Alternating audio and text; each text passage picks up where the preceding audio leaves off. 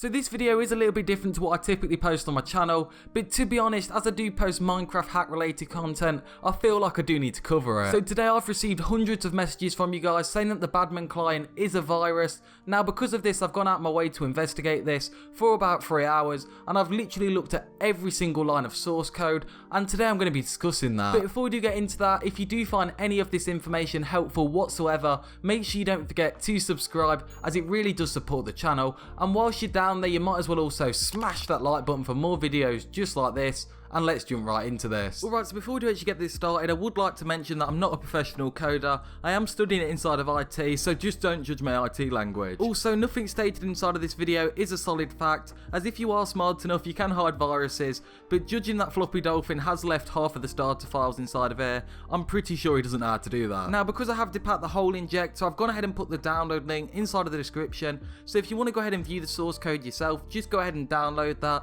and you will need Visual Studio to open it up. Now if you are a new coder, just go ahead and YouTube how to actually open Visual Studio projects, as if I went ahead and showed you that, the video would be extremely long. So the thing everyone seems to be messaging me about on Discord is that the virus total for some reason shows 23 different recognitions of a type of Trojan virus. Now there is a lot of different types of Trojan viruses, but to sum it up, it's a couple of malicious lines of code in which they embed themselves inside of the system files to gain personal information or money. So what the community believes is that the hack client is going inside of your system files and looking for personal details such as Minecraft account details, Minecraft tokens, and pretty much anything to permit access to your account. Now I personally think this is highly unlikely, as literally if you just buy one account you have unlimited access to Minecraft accounts, so it's not like anyone actually needs those. Another thing the community is worrying about is that other clients such as Orion and many different types of clients aren't actually detected by virus total.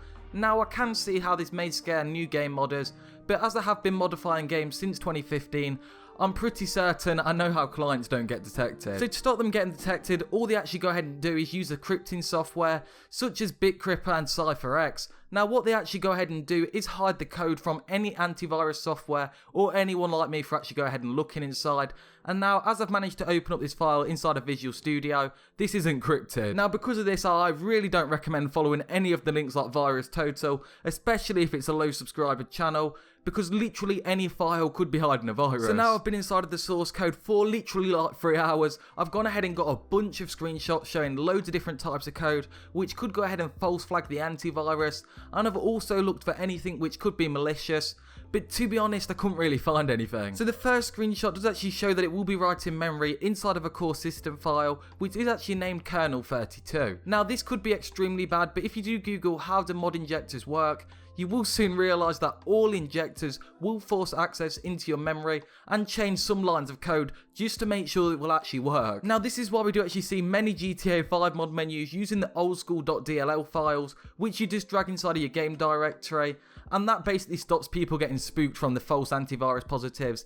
But unfortunately that doesn't work on Minecraft Bedrock Edition. But if you are still worried about your memory being modified, I wouldn't worry too much, as literally every time you shut down your PC, your memory does get cleared. Now the second screenshot shows us that it's going straight into the app data place, and it's actually going to replace a file called default, but this file is inside of the Minecraft directory. Now you could tell that a human would easily be able to realise that this is actually to make the hack work, but unfortunately the antivirus will see this as a malicious code, as it does contain words like config, and that just spooks the antivirus out. Now if you are super worried about this as well, what I would suggest is actually going ahead and creating a second account on your computer and just downloading Minecraft and not accessing any of your online banking or any websites which you could actually sign into. Now the third screenshot actually fully proves my point of antiviruses misreading code. The reason this could be detected is because these 9 lines of code strictly based on going into your system files and going ahead and modifying your memory to actually grant you with your Minecraft hacks. Now because your memory files are located inside of one of the most protected areas, your antivirus really won't want you running the software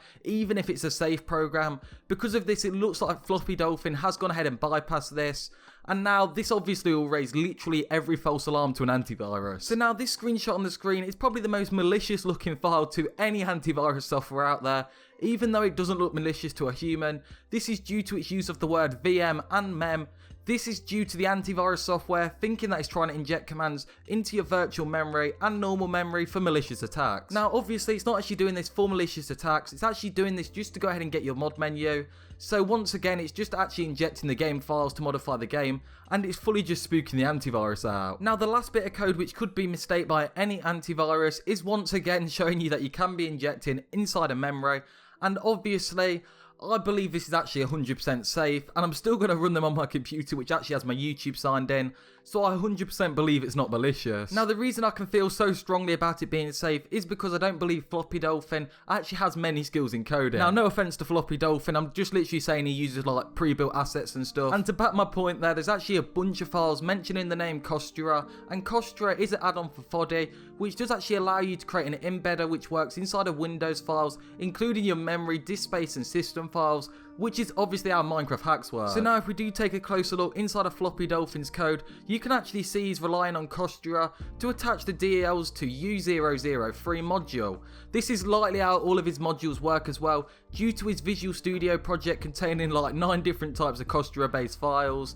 Now, Costura is also open source, so you know what, for all you nerds, I'll link that down below as well. But finally, my final outcome on this is that it's not actually a virus, because I did scan my PC with Malwarebytes and on a premium account, and it states that it's not a virus, which is extremely good because Malwarebytes literally detects any virus I download. But that doesn't mean every single Minecraft hack injector is legit. I would be careful, as there's many clients which has turned non-malicious to malicious and literally ruined everyone's computers. To make sure everything is 100% safe, I'd recommend you check where you're downloading your clients from, as it's not hard for someone to embed a malicious file into a program, even if it's a trusted program. So if you do download any of the files from this channel, they are sourced directly from the pages the developers create, usually a GitHub, and I do always check over them for viruses and upload them to Mega. Also, please be extremely careful, as recently there's been several people actually impersonating me and trying to give all of my subscribers a bunch of viruses.